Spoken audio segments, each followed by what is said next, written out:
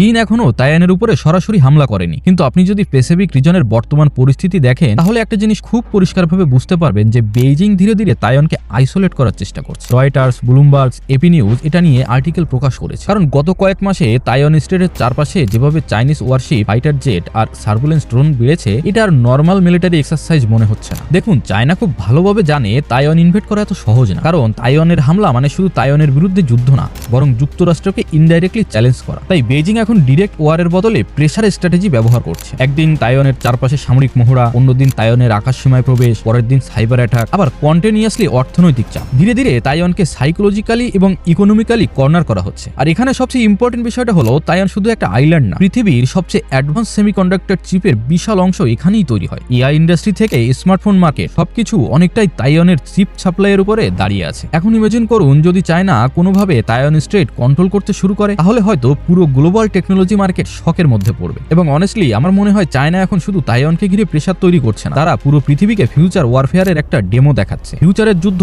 সবসময় মিসাইল দিয়ে হবে না, কখনো কখনো ইকোনমি, টেকনোলজি আর সাপ্লাই চেইন কন্ট্রোল করেও সুপার পাওয়ার হওয়া যায়।